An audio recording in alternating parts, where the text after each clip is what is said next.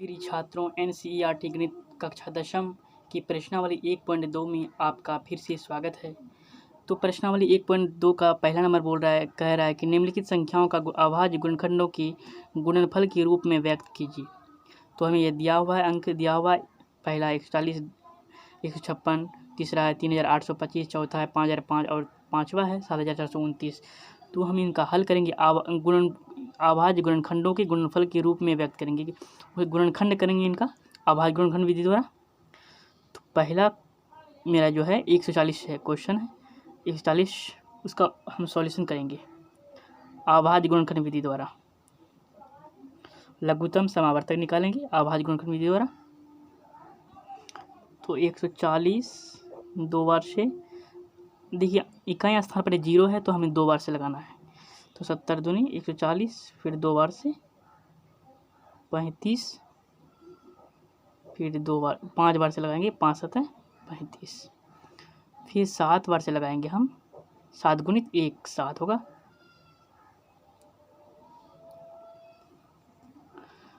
तो यहाँ पे 140 लिखेंगे, 140 बराबर 2 गुनी 2 गुनी 5 गुनी 7।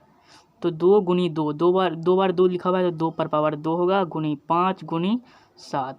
तो ये मेरा अभाज्य गुणनखंड विधि द्वारा 140 का मेरा निकल गया सॉल्यूशन। दूसरा क्वेश्चन हमें कह रहा है,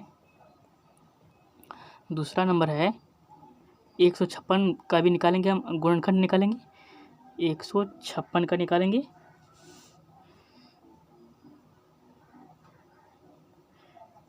तो 156 का निकालेंगे जब हम, तो इकाई स्थान पर सम संख्या है तो हमें दो बार से लगाना है, सम संख्या से ही लगाना है।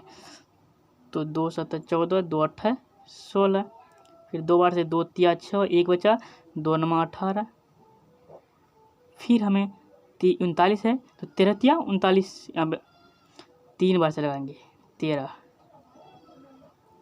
देखिए दो बार से लगाया 78 हुआ, दो बार से लगाए फिर 39, 2 3 6, 2 9 18, 39 हुआ। फिर 3 बार से लगाएंगे 13 3 39, फिर 13 बार से लगाएंगे जब हम, 13 गुणित 1 13 ही होगा। फिर 13 बार से लगाएंगे तो 13 गुणित 1 13 ही हुआ। फिर यहाँ पे लिखेंगे, इनको हम यहाँ पे लिख देते हैं 2 गुनी अभाज्य गुणनखंड विधि द्वारा निकाले हैं तो हम इनको यहाँ पे लिख देते हैं 2 गुनी 2 गुनी 3 गुनी 13। तो 2 गुनी 2, दो बार है 2 तो 2 पर पावर 2 गुनी 3 गुनी 13, यह मेरा उत्तर हो गया। इसको हम सरल रूप में लिख दिए, इनको भी हम सरल रूप में लिख दिए, 2 पर पावर 2 इंटू 5 गुनी 7, फिर इनको भी सरल रूप में लिख दिए 2 पर पावर 2 इंटू 3 गुनी 13। तो अब हम चलते हैं तीसरा क्वेश्चन की ओर।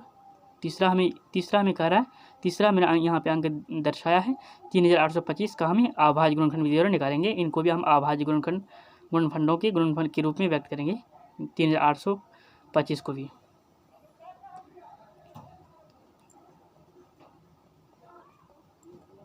तीन 3825 है, इसका हम सॉल्यूशन करेंगे।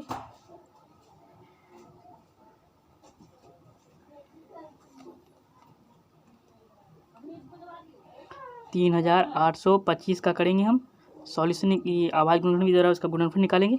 3 बार से होगा, 3 कम 3, 3 दूनी 6, फिर यहाँ पे 2 बचा, 3 7 21, फिर 1 बचा, 3 5 15, फिर यहाँ पे 3 बार से करेंगे, 3 चौक 12, 3 दूनी 6, 1 3 5 15। फिर अब हम 5 बार से यहाँ पे लगाएंगे, अंत में 5 है तो हम 5 बार से लगाएंगे, 5 8 40, फिर 5 8 40, 2 बचा, 5 5 25, फिर हम 17 बार से लगाते हैं इसको। तो 17 5 बार से लगाएंगे पहले हम, समझे, 5 बार से लगाएंगे तो 5 गुणित 17 बराबर 17 5 85 हुआ। फिर 17 बार से जब हम लगाएंगे तो 17 गुणित 1 17 ही होगा। तो हम इनका लिखेंगे सॉल्यूशन, लिखेंगे 3825 का लिखेंगे। तो 3 गुनी 3 गुनी 5 गुनी 5 गुनी 17। तो 3 गुनी 3 दो बार लिखा हुआ है तो 3 पर बराबर 2, फिर 5 गुनी 5 दो बार लिखा हुआ है, फिर 5 पर बराबर 2 इंटू 17। यह मेरा सॉल्यूशन हो गया अभाज्य गुणनखंड विधि द्वारा 3825 का मेरा सॉल्यूशन निकल गया। तो हम चौथा नंबर अब चलेंगे। चौथा हमें कह रहा है, चौथा में चौथा है 5005, वो भी किसके द्वारा, अभाज्य गुणनखंडों के गुणनफल के रूप में व्यक्त करना है ना, गुणनखंड निकालना है किस अभाज्य गुणनखंड विधि द्वारा।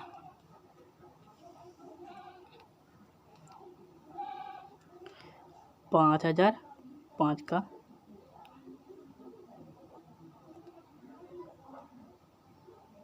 5005 का हम सॉल्यूशन करेंगे अभाज्य गुणनखंड विधि द्वारा, गुणनफल निकालेंगे। तो 5005 है मेरा, 5 बार से होगा, अंतिम में 5 है इकाई स्थान पर, तो 5 का 5 डबल 0 फिर 1 फिर 7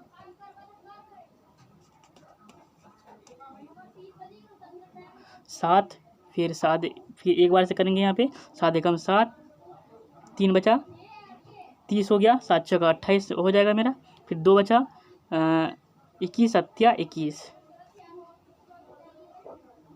फिर हम 11 बार से, आपको ये याद रखना पड़ेगा, 11 बार से 7 बार से 11 बार से, इसको आपको थोड़ा सा याद रखना पड़ेगा।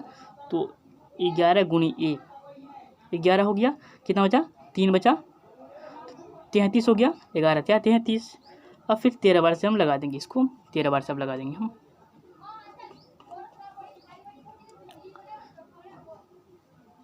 13 गुणित 1 13, तो हम यहाँ लिखते हैं 5 गुणी 7 गुणी 11 गुणी 13। तो ये मेरा अभाज्य गुणनखंड विधि द्वारा ये सॉल्यूशन हो गया। इसे ही हम कहेंगे अभाज्य गुणनखंड विधि द्वारा गुणनफल। ये हम गुणनफल निकाली या अभाज्य गुणनखंड विधि द्वारा हम इसको सॉल्व किए। तो आपको 5 नंबर क्या कह रहा है 7429, आपको ये अपने से खुद निकालना होगा। अगर आप इसे अगर ना सॉल्व ना कर पाएँ, हमें पूरा आशा है, पूरा होप है कि आप इसे अवश्य सॉल्व कर लेंगे। अगर सॉल्व ना कर पाएँ तो हमें कमेंट करके आप भेज सकते हैं। तो आपको यह क्वेश्चन का सॉल्यूशन आपको अच्छी तरह से समझ में आ गया होगा, मुझे होप है कि आपको अच्छी तरह से समझ में आ गया होगा। तो चलते हैं अब अगले वीडियो की ओर, तब तक के लिए धन्यवाद।